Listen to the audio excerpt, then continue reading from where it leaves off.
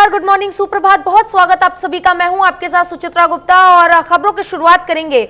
और देखिए, लगातार इन दिनों मौसम बहुत खराब हो चला है। कहीं ना कहीं देश की हर राज्य इसकी मार झेल रहे हैं। इसी बीच मौसम विभाग ने देश भर में अलर्ट जारी किया है। यूपी के 15 जिलों में मूसलाधार बारिश का अलर्ट जारी किया गया है। चेतावनी जारी करके मौसम विभाग ने सभी को सावधान रहने के लिए कहा है। दिल्ली एनसीआर में भी बारिश की चेतावनी जारी की गई है। बात अगर पर्वतीय इलाकों की करें, जिसमें उत्तराखंड हिमाचल शामिल है, उनकी भी मुश्किलें बढ़ने वाली है।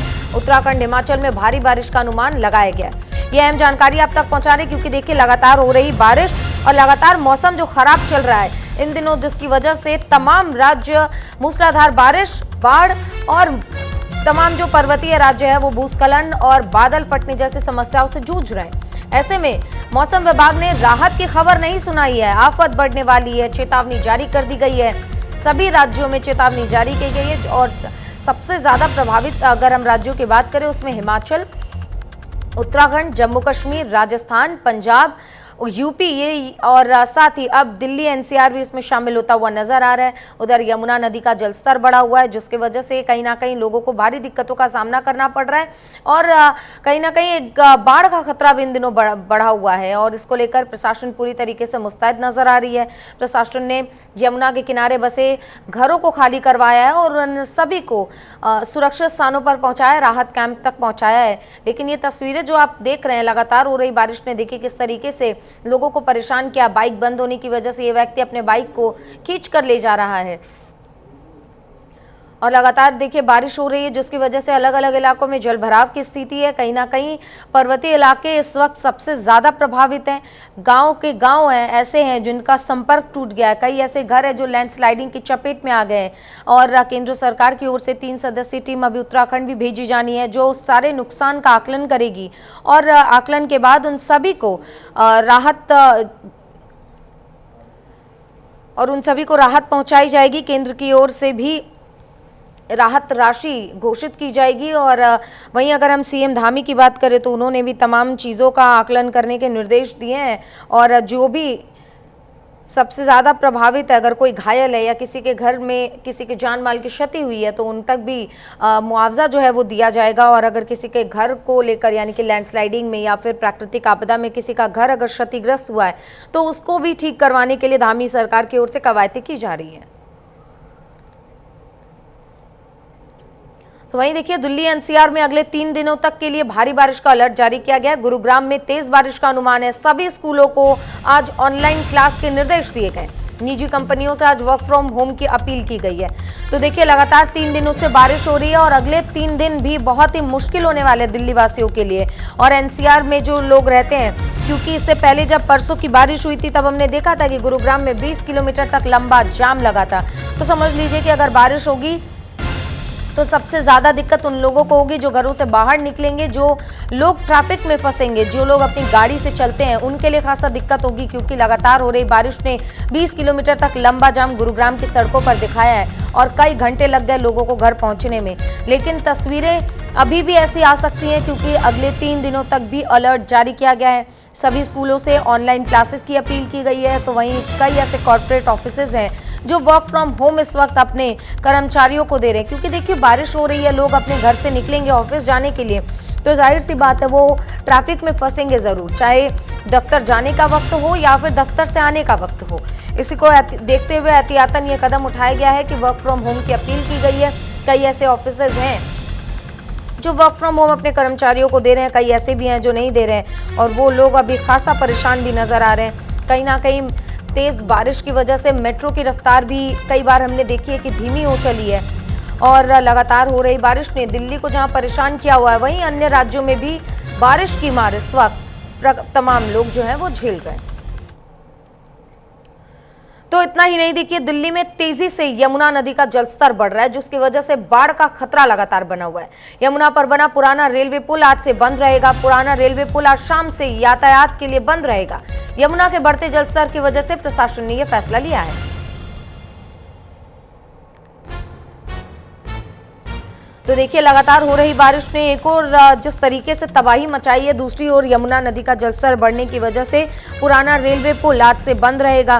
तो अगर आप घर से निकल रहे हैं और आपका रास्ता उस तरफ से होकर जाता है तो जरूर एक बार नजर डालिएगा, क्योंकि रेलवे पुल को बंद करने के बाद यातायात को डाइवर्ट किया गया है, क्योंकि यमुना नदी का जलस्तर लगातार बढ़ रहा है। कोई खतरा ना हो, एहतियातन ये फैसला लिया गया प्रशासन की ओर से। और जब तक यमुना नदी का जलस्तर सामान्य रूप से नहीं आएगा, सामान्य नहीं होगा, तब तक ये रेलवे पुल बंद रहेगा। और अलग अलग अगर हम राज्यों की बात करें, अलग अलग इलाकों की बात करें, तो लगातार हो रही बारिश ने कई ऐसे इलाके हैं जो बिल्कुल जलमग्न कर दिए हैं। लोग काफ़ी प्रभावित हैं। खासकर अगर हम प्रयागराज की बात करें तो संगम नगरी में इस वक्त बाढ़ की स्थिति है और लोग अपने घरों में बिल्कुल कैद हो गए हैं, क्योंकि लगातार हो रही बारिश ने जलभराव की स्थिति कर दी है। और साथ ही गंगा नदी का इस वक्त जल स्तर काफ़ी बढ़ा हुआ है और कई घरों में पानी घुसने की वजह से लोगों के लिए रहने की, खाने की ज़्यादा समस्या हो रही है। प्रशासन की ओर से कई ऐसे कदम है एहतियातन जो उठाए गए हैं, लेकिन कई ऐसे इलाके हैं जहां पर प्रशासन की पहुंच भी नहीं पहुंच पा रही है, जिसकी वजह से लोगों को दिक्कत हो रही है, क्योंकि राशन के दुकान बंद है। राशन पानी का सबको सबसे ज़्यादा परेशानी राशन पानी को लेकर हो रही है, क्योंकि लोग घर से निकल नहीं पा रहे और कई ऐसी दुकानें हैं जो आसपास की बंद है। ऐसे में लोग अपनी छतों पर या फिर सेकंड फ्लोर पर रहने को मजबूर हैं, क्योंकि लगातार हो रही बारिश ने जलस्तर में वृद्धि की है और उसका असर अब आम लोगों के जीवन पर भी देखने को मिल रहा है।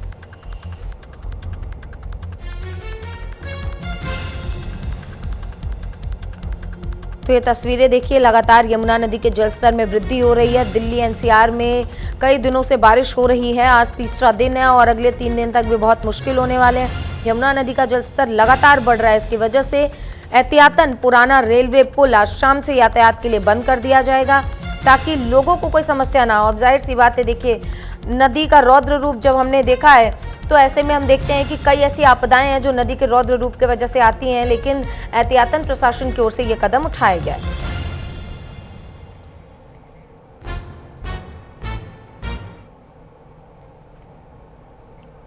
तो देखिए, हमारे सहयोगी अलग अलग राज्यों से हमारे साथ जुड़ गए हैं और गाजियाबाद से हमारे सहयोगी कपिल मिश्रा जुड़ गए। सबसे पहले उन्हीं का रुख करेंगे। कपिल, जिस तरीके से ये पूरा मौसम इस वक्त बिगड़ा हुआ नजर आ रहा है, दिल्ली एनसीआर में हमने देखा कि किस तरीके से तबाही की तस्वीरें भी एक तरीके से कह सकते हैं, और 20 किलोमीटर लंबा जाम भी हमने गुरुग्राम में देखा है। क्या कह सकते हैं आगे कब तक ये मौसम साफ होगा और क्या चेतावनी जारी की गई है?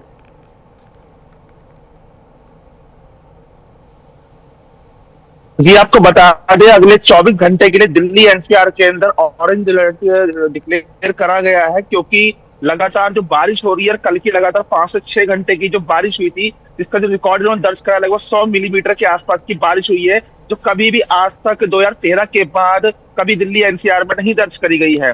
जिसके चलते यमुना का जलस्तर जो बढ़ रहा है, वो यमुना का जलस्तर लोनी क्षेत्र से हिंडन नदी में फ्लो मार रहा है, जिसकी वजह से एहतियातन जिला प्रशासन ने लोनी के आसपास के क्षेत्र के गांव के निवासी है उनको वहां से दूसरी जगह विस्थापित करा है। साथ ही साथ एसडीआरएफ की टीमें भी तैनात कर दी गई है। इसके अलावा जिला गाजर प्रशासन ने जितने भी स्कूल है उनकी आज एहतियातन छुट्टी कर दी गई है, और हो सकता है कि अगर आज भी दोबारा कल की तरह लगातार मूसलाधार बारिश होती है, तब भी इसको स्कूलों की छुट्टी का जो सिलसिला है वो भी बढ़ाया जा सकता है। और देखा जा रहा है सन 2013 के बाद, जब 2013 के अंदर प्राकृतिक आपदा आई थी, केदारनाथ जैसे क्षेत्र के अंदर हजारों लोग काल के गाल में समा गए थे, वैसा ही क्लाइमेट चेंज इस बार 2025 के अंदर बना है। लेकिन पिछली बार की घटना को सबक लेते हुए जिला प्रशासन या राज्य प्रशासन किसी भी तरह की कोताही नहीं बरतना चाह रहा है। आप सभी सहयोगी हमारे साथ बने रहेगा। इसी बीच एक बड़ी खबर सामने आ रही है। मंडी के सुंदर नगर की बीबीएमबी कॉलोनी में भारी लैंडस्लाइड हुआ है। सड़क के नीचे बने 2 मकान मलबे में दब गए हैं। हादसे में 6 लोगों की मौत हुई है। रेस्क्यू ऑपरेशन लगातार जारी है। ये बड़ी जानकारी आपको दे रहे हैं। देखिए, मंडी में यह हादसा हुआ है जिसमें 6 लोगों की मौत हुई है। रेस्क्यू ऑपरेशन लगातार चलाया जा रहा है। तो जिस तरीके से हम बता रहे हैं कि इस बार का मानसून जो है वो काफी तबाही लेकर आया है। न सिर्फ उत्तराखंड, जब हमने देखा कि किस तरीके से फ्लैश फ्लड ने और बादल फटने के बाद आई तबाही ने थराली के साथ कई ऐसे इलाके जहां पर तबाही का मंजर देखने को मिला है। और अब देखिए, मंडी से ये जानकारी सामने आ रही है जहां पर पानी का ये प्रचंड प्रहार देखने को मिला है और लैंडस्लाइडिंग की वजह से कई ऐसे घर हैं जो क्षतिग्रस्त हुए हैं और 6 लोगों के इस बीच मौत हुई है। हमारे कई सहयोगी हमारे साथ बने हुए हैं। हिमांशु देहरादून से बने हुए हैं, जीवन शिमला से हमारे साथ जुड़े हुए हैं, साथ ही कपिल मेहरा गाजियाबाद से, तो मुकेश चंडीगढ़ से और एमी गुरुग्राम से जुड़ी हुई है। अगला सवाल मेरा जीवन आपसे होगा, क्योंकि देखिए मंडी से ये बड़ी जानकारी सामने आ रही है जहां 6 लोगों की मौत हुई है लैंडस्लाइडिंग की वजह से। क्या जानकारी निकल कर आ रही है सामने? जी बिल्कुल, 6 लोगों की मौत हुई है लैंडस्लाइड की वजह से। लैंडस्लाइड रात को हुआ करीब 7 बजे शाम को। रात भर चलता रहा रेस्क्यू ऑपरेशन। और देखिए, सबसे बड़ी बात कि ये मलबा आया और सड़क पर 2 वाहनों को भी साथ ले गया। अब एक जो वाहन है टाटा सुमो वो अभी लापता है, वो मलबे के नीचे दबा है, रेस्क्यू ऑपरेशन जारी है। अभी तक ये पता नहीं चल पाया कि उसके नीचे कितने लोग हैं, उसके अंदर कितने लोग हैं। लेकिन एक स्कूटी सवार स्कूटी समेत मिला है, उसकी लाश मिली है, उसकी स्कूटी भी मिली है। बावजूद सबसे बड़ी बात 3 वर्षीय बच्चे की मौत हुई है इस लैंडस्लाइड में, और एक ही परिवार के 5 लोग इसमें मारे जा चुके हैं, जिनके शव भी बरामद कर दिए हैं। जी जाहिर सी बात है, देखिए लगातार तबाही की ऐसी तस्वीरें कई जगहों से सामने आ रही है और सबसे ज्यादा प्रभावित पर्वतीय इलाके यानी कि उत्तराखंड और हिमाचल है। हिमांशु, आपके पास आना चाहूंगी, उत्तराखंड को लेकर क्या चेतावनी जारी की गई है, क्योंकि लगातार हो रही बारिश ने कहीं ना कहीं इस तरीके की तबाही मचाई है कि अब लोग राहत की गुहार लगा रहे हैं। निश्चित रूप से चित्रा 2 तारीख तक की अगर बात कर ली जाए तो ऑरेंज अलर्ट जारी किया गया था, लेकिन रेड अलर्ट जारी किया गया था, लेकिन आज जो है कई ऐसे जिले हैं जहां पर ऑरेंज अलर्ट जारी किया गया है। वहीं ऑरेंज अलर्ट की अगर बात कर ली जाए तो कुमाऊं मंडल के 3 और गढ़वाल मंडल के 3 जिले इसमें शामिल हैं।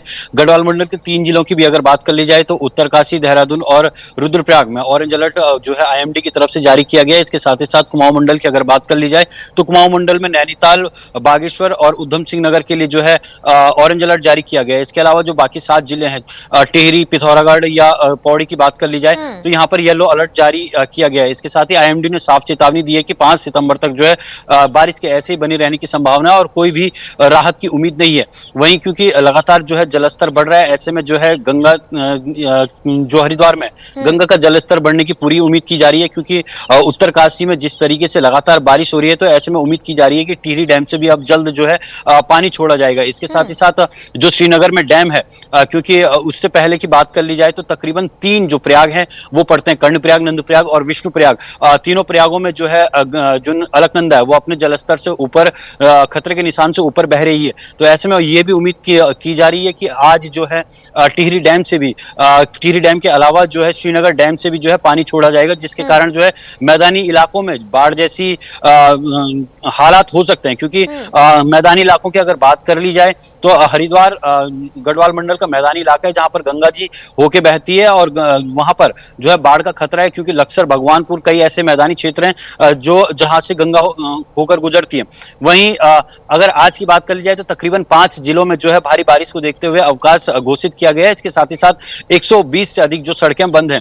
वहीं इस पूरे आपदा की अगर अभी तक बात कर ली जाए तो पूरे आपदा में जो है 70 से अधिक लोगों की जो है मौत हो चुकी है, 100 से अधिक लोग जो है घायल हैं और 90 से अधिक लोग जो है अभी भी लापता हैं। जी बिल्कुल, तो देखिए लगातार हो रही बारिश ने लोगों की जिंदगियों को किस तरीके से तबाह किया है। ना सिर्फ इतना बल्कि हमारे सहयोगी हैं तमाम जगहों से जुड़े हुए जो तमाम जानकारियां आप तक भी पहुंचा रहे हैं। इसी बीच एक और बड़ी खबर आपको दे देते हैं, पंजाब के 12 जिलों में भारी बारिश से हाल बहुत बेहाल हो गया है। गुरदासपुर में सड़कें समंदर बन गई हैं, घरों में बाढ़ का पानी घुस गया है। NDRF की टीमें राहत बचाव कार्य में जुटी हुई है। पंजाब में अब तक 29 लोगों की बाढ़ और बारिश की वजह से मौत हुई है। तो देखिए उत्तराखंड में 70 से ज्यादा लोग, तो वहीं पंजाब में 29 लोगों की मौत हुई है। कई ऐसे राज्य, अगर हम हिमाचल की बात करें और तमाम अगर राज्यों की बात करें तो बाढ़ की वजह से, बारिश की वजह से लोग सबसे ज्यादा प्रभावित है। और हमारे सहयोगी मुकेश चंडीगढ़ से बने हुए, उन्हीं का रुख करेंगे, उन्हीं से जानेंगे इस वक्त पंजाब में क्या स्थिति चल रही है। मुकेश, पंजाब में क्या स्थिति है और लगातार बाढ़ की वजह से कहीं ना कहीं लोगों को बहुत दिक्कतों का सामना करना पड़ रहा है। बिल्कुल मैम, पूरे पंजाब की बात करते हैं तो पूरे पंजाब में जो बरसात की लगातार जो बरसात हो रही है, काफी जो तबाही देखने को मिल रही है। वही बात करें पंजाब में 12 जिले जो है इससे प्रभावित हुए हैं। और जिला गुरदासपुर के साथ और पठानकोट की बात कर ले तो यहाँ पे कम से कम जो है 150 के करीब जो गांव है इससे प्रभावित हुए हैं। और कम से कम भी बताया जाए तो अपना 30 से 35 हजार लोग बाढ़ से प्रभावित हुए हैं और जिनके घरों में पानी चला गया है। और साथ ही जो लोगों का सामान है वो बिल्कुल जो है खराब हो चुका है और खाने पीने के लिए उनके पास कुछ भी नहीं है। अगर प्रशासन की बात करें तो प्रशासन लगातार उनसे संपर्क बनाए रखा हुआ है और उनके वो जो किसी भी प्रकार की कुछ दिक्कतें ना आए उसके लिए वो पूरा सतर्क है। ठीक है मुकेश, आपके पास दोबारा आऊंगी। मेरे साथ एमी भी बनी हुई है गुरुग्राम से। एमी, 2 दिन पहले जिस तरीके की बारिश के बाद हमने सड़कों की तस्वीरें देखी हैं और अभी भी आने वाले समय में 2 से 3 दिन और भी ज्यादा मुश्किल होंगे क्योंकि लगातार बारिश होने वाली है। प्रशासन किस तरीके से ट्रैफिक जाम से निकलेगा? सबसे ज्यादा समस्या इस बात की क्योंकि साइबर सिटी गुरुग्राम ट्रैफिक की वजह से सबसे ज्यादा चर्चा में इन दिनों।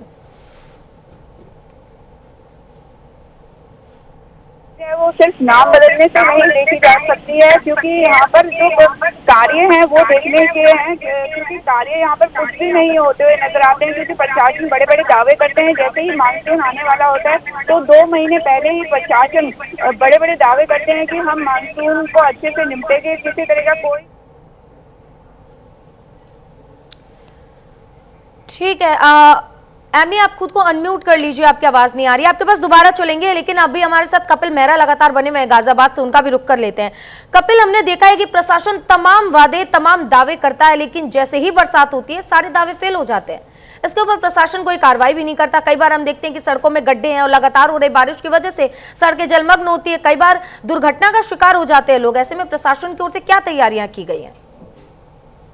जी, प्रशासन की अगर बात करते हैं तो प्रशासन ने अपनी कार्रवाई 100/100 कर रखी है, लेकिन सिर्फ और सिर्फ कागजों के अंदर। जैसे कि बारिश की झड़ी लगती है उसके बाद जो कागजी कार्रवाई है उसकी पोल शहर में खुलने लग जाती है।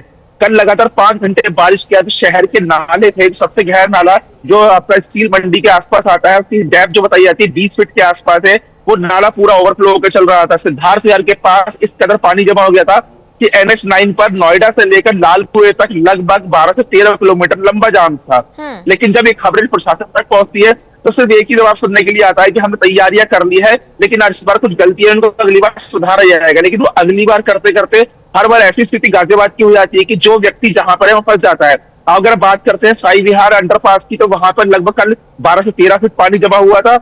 गौशाला अंडरपास के अंदर कल पहली बार 17 फीट पानी जमा हो गया था। लगे हुए वहां पर पंप जो थे वो खराब थे बिल्कुल भी, उसको देखने के लिए कोई भी निगम कर्मचारी या शासन की तरफ से कोई भी अधिकारी वहां पर नहीं आया। लेकिन एक बड़ी चौंकाने वाली बात आई थी वहां पर, कल जब लगातार पूरा शहर पानी के जल भराव से जब जूझ रहा था तो नगर आयुक्त के घर के बाहर दोबारा पहले की तरह 3-3 मशीनों को वहां पर पहुंचा दिया गया और एक भी बूंद पानी जमा होने नहीं दिया। आखिरकार ये दोहरा रवैया जो गाजियाबाद की जनता के साथ ये अधिकारी जो दिखा रहे हैं, ये बहुत ही चौंकाने वाली बात है कि जहां पर वीवीआईपी लोग या वीवीआईपी कॉलोनियां होती है वहां तो व्यवस्था पहुंच जाती है, लेकिन इसके उलट जो पुराना शहर गाजियाबाद है जहां पर पहली बारिश के बाद या किसी तेज बारिश का जल भराव होता है उसकी तरफ शासन प्रशासन का अधिकारी को ध्यान नहीं जाता है। लेकिन जब इसके बाबत आप किसी भी अधिकारी से बात करेंगे तो कागजों के हिसाब से बोलते हैं कि नालों की सफाई हो चुकी है, जल निकासी के लिए बिल्कुल सुचारू व्यवस्था करी हुई है, वाटर टैंकर लगाए हुए हैं, ड्रेनेज सिस्टम बहुत अच्छे हमारे काम कर रहे हैं। लेकिन कितने अच्छे काम कर रहे हो कल की बारिश ने पूरे शहर की जनता को बता दिया।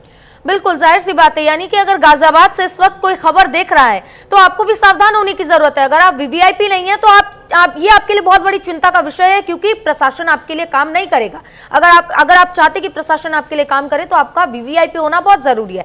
जाहिर सी बात है कपिल, जिस तरीके से आप तमाम चीजें बता रहे हैं, कहीं ना कहीं ये सवालिया निशान प्रशासन पर भी खड़ा करता है। जीवन भी हमारे साथ लगातार बने हुए शिमला से, उनका रुख कर लेते हैं। जीवन, ये जो चीजें निकलकर सामने आ रही है, आप सुन रहे थे कि गाजियाबाद में प्रशासन किस तरीके से काम कर रहा है, शिमला की क्या स्थिति है, प्रशासन की ओर से क्या कवायदें की जा रही हैं? क्योंकि हमने पिछले दिनों देखा कि सुखविंदर सिंह सुक्खू जो वहां के सीएम है, उन्होंने तमाम आदेश तमाम निर्देश दिए थे। क्या इन निर्देशों पर अभी प्रशासन के अधिकारी काम कर रहे हैं? देखिए सुचित्रा, डिजास्टर स्टेट घोषित हो चुकी है हिमाचल प्रदेश, क्योंकि 2023, 2024 और अब 2025, 2023 550 लोगों की मौत, 2024 100 के करीब लोगों की मौत और अभी 340 लोग, अभी तक 20 जून से अभी तक 340 लोग मर चुके हैं, 399 लोग इंजर्ड हैं और 41 लोग लापता है। नुकसान 3525 करोड़ का हिमाचल को हुआ है। बहुत बड़ी त्रासदी और जो तबाही है उसकी गवाही दे रहा है हिमाचल। लगातार बारिश हो रही है, अभी भी बारिश हो रही है हिमाचल में, कोई भी ऐसी जगह नहीं है जहां बारिश नहीं है। चंबा, कांगड़ा, कुल्लू और मंडी में रेड अलर्ट जारी किया गया है। बिलासपुर, हमीरपुर, किन्नौर, लाहौल स्पीति, शिमला, सोलन, सिरमौर, ऊना, यहां पर ऑरेंज अलर्ट जारी किया गया है। या यूं कहूं कि पूरे प्रदेश में इस वक्त बारिश हो रही है और सबसे बड़ी बात, जो लाहौल स्पीति के जो दुर्गम इलाके हैं वहां पर बर्फबारी भी शुरू हो गई है। तापमान में 9 से 10 डिग्री की कमी आई है। लोग शीत जो लहर है उसकी चपेट में भी आने लगे हैं। हिमाचल में 1334 जो सड़कें हैं वो बंद हैं, 4 नेशनल हाईवे बंद हैं जो मुख्य नेशनल हाईवे हैं। ये जो 707 जो सिरमौर में हमारा NH है वो NH 707, NH3, NH ले मार्ग 305 ये भी बंद है। इसके साथ ही जो मैंने कहा कि 1334 सड़कें बंद हैं। ये लाइफलाइन थी हिमाचल की, अभी बंद है। तो सोचिए कि लोग किस तरह से रह रहे हैं, किस तरह से उनकी रोजी रोटी चल रही है, किस तरह से उनका जो, देखिए हिमाचल में 2 चीजें सबसे खास है। एक तो यहाँ का पर्यटन जो आजीविका का साधन है, दूसरे अपने जो सेब के हमारे जो फसल होती है, दूसरी नकदी फसलें होती है, उनको मार्केट नहीं मिल रही है और वो सामान घर में ही सड़ रहा है। तो देखिए किस तरह के हालात है हिमाचल में और स्थितियां बद से बदतर होती जा रही हैं। जी बिल्कुल, तस्वीरें भी बयां कर रही हैं क्योंकि लैंडस्लाइडिंग के बाद जो तस्वीरें निकलकर सामने आई वो काफी डराने वाली है। न सिर्फ इतना बल्कि उत्तराखंड में इन्हीं सारी दिक्कतों की वजह से इस वक्त सबसे ज्यादा जूझ रहा है। एमी, आपके पास एक बार दोबारा आने चाहूंगी। देखिए लगातार हो रही बारिश की वजह से कहीं ना कहीं हमने देखा है कि गुरुग्राम जो कि साइबर सिटी कही जाती है काफी ज्यादा फेमस भी है, लेकिन इन दिनों सबसे ज्यादा चर्चा ट्रैफिक को लेकर हो रही है।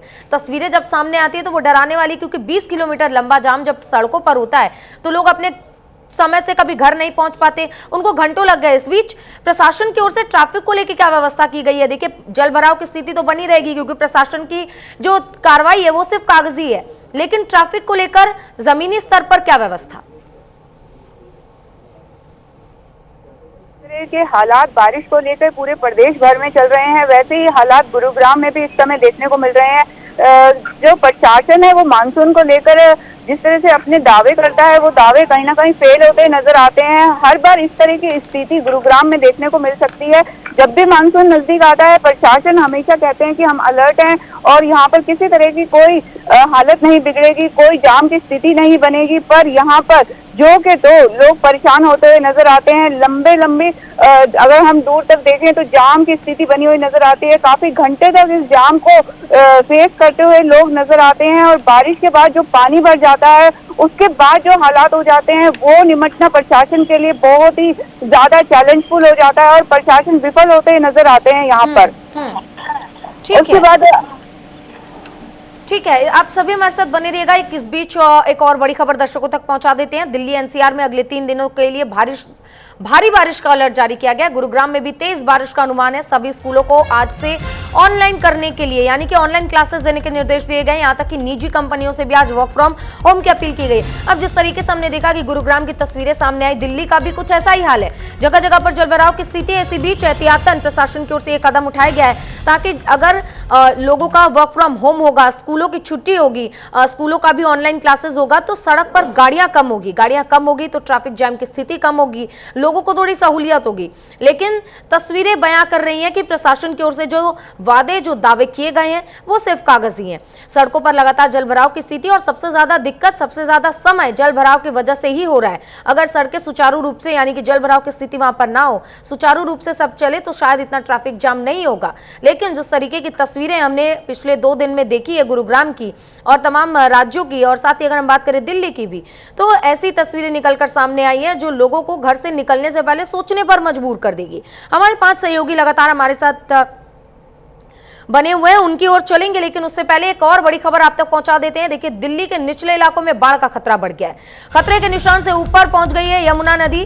दिल्ली में बढ़ता जा रहा है बाढ़ का खतरा। 206.78 मीटर के पार यमुना का जलस्तर इस वक्त पहुंचा हुआ है। पीड़ितों के लिए बाढ़ राहत शिविर लगाए गए। जैसे कि हम बता रहे थे कि लगातार देखिए बारिश हो रही है, पहाड़ों पर हो रही बारिश कहीं ना कहीं दिल्ली के लिए भी आफत बन गई है, क्योंकि जलस्तर में लगातार यमुना नदी की वृद्धि हो रही है और जो तमाम निचले इलाके हैं जो यमुना नदी के पास है उन सभी को खाली करवाया जा रहा है। एहतियातन रेलवे पुराना रेलवे पुल है जिसको आज शाम से बंद कर दिया जाएगा। हमारे सहयोगी दिल्ली से शालू जुड़ गए, उनका रुख करेंगे एक बारी और पता करेंगे कि आईएमडी ने क्या चेतावनी जारी की है और साथ ही साथ बाढ़ के लिए जो खतरा बताया जा रहा है उसको लेकर प्रशासन ने क्या तैयारियां की है। शालू, ओवर टू यू।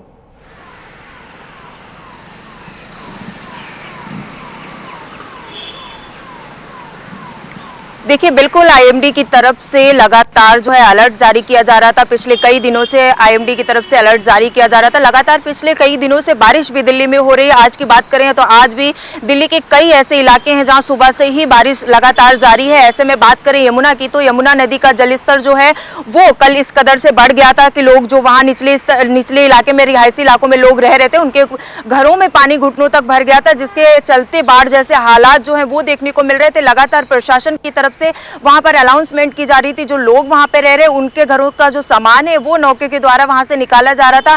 प्रशासन की तरफ से ये भी कहा जा रहा था कि इससे पहले भी लगातार वहां के लोगों को अलर्ट किया जा रहा था, लेकिन लोग कुछ ऐसे थे जो वहां से निकलकर बाहर रहने के लिए तैयार नहीं थे। उनका साफ ये कहना था कि हमारे पास सामान बहुत है, अगर हम यहाँ से निकलकर बाहर सरकार द्वारा जो शिविर लगाए गए उनमें रहेंगे तो कहीं ना कहीं उनका सामान चोरी हो जाएगा। लेकिन कल की बात करें तो कल हालात इतने बिगड़ गए थे कि वहां से लोगों को अपना सामान जो है वो लेकर के छतों पे शिफ्ट करना पड़ा और वहां से निकलकर शिविर में रहने के लिए मजबूर होना पड़ा। वहीं प्रशासन की बात करें तो लगातार जो है प्रशासन वहां पर अलर्ट मोड पे है। अब लगातार वहां अनाउंसमेंट भी किया जा रहा है, ये कहा जा रहा है कि जो भी लोग यहाँ पर हैं वो वहां से निकलकर सुरक्षित जगह पे पहुंच जाए। पुलिस प्रशासन की टीम वहां पर मौजूद थी, जल निगम के अधिकारी वहां पर मौजूद थे। लगातार वहां पर जो वोट है वो चलाई जा रही थी, लगातार जो वहां का जायजा लिया जा रहा था। बात ही करें वहां पे दिल्ली सरकार की, तो दिल्ली की मुख्यमंत्री रेखा गुप्ता भी कल वहां पर गीता कॉलोनी के ऊपर जो फ्लाईओवर है वहां पर जो शिविर लगाए गए थे वहां पर लोगों से मुलाकात की, साथ के साथ उनसे ये भी कहा है कि जिस तरीके से अगर हालात और आगे बढ़ते हैं